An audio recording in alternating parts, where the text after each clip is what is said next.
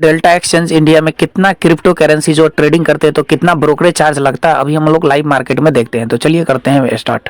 हम लोग आ चुके हैं डेल्टा एक्सचेंज इंडिया के एप्लीकेशन पे। ये मोबाइल ऐप है, ठीक है। इसमें हम लोग पूरी डिटेल्स में देखेंगे कि क्रिप्टो में अगर आप ट्रेड करते हैं तो कितना चार्ज लगता है, ठीक है। तो कितना चार्ज लगता है पूरी डिटेल्स हम लोग समझेंगे।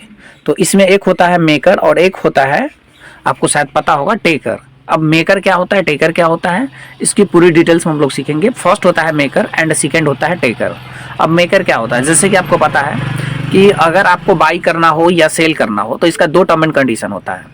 पहली टर्म एंड कंडीशन होता है कि आप लिमिट लगा करके बाई और सेल कर सकते हैं। लिमिट लगा करके, मार्केट प्राइस नहीं, लिमिट प्राइस, ठीक है। अगर आप लिमिट लगा करके बाई और सेल करने का काम करते हैं, क्या लिमिट लगा करके बाई भी करते हैं एंड उसी को लिमिट लगा करके सेल करते हैं, या तो फिर लिमिट लगा करके बाई करते हैं या लिमिट लगा करके उसे आप सेल करते हैं, तो उसको कहा जाता है मेकर। ओके, उसको कहते हैं मेकर।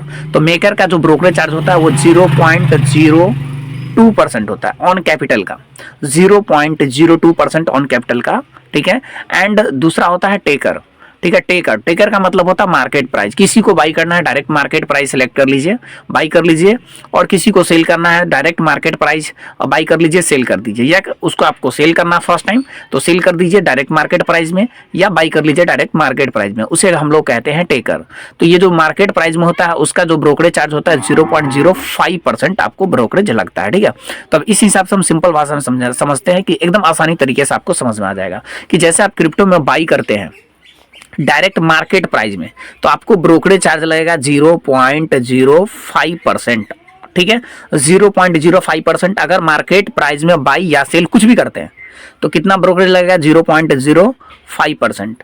लेकिन अगर आप लिमिट लगा करके बाई और सेल करते हैं, कुछ भी बाई और सेल करते हैं लिमिट लगा करके, तो 0.02% आपको ब्रोकरेज चार्ज देना पड़ेगा, ठीक है। तो प्लस पॉइंट आपके पास कि जब भी आप बाई और सेल करते हैं तो आप कोशिश करें कि जो आपको 0.02% कम ब्रोकरेज लगे, यानी कि लिमिट लगा करके बाई और सेल करने के लिए।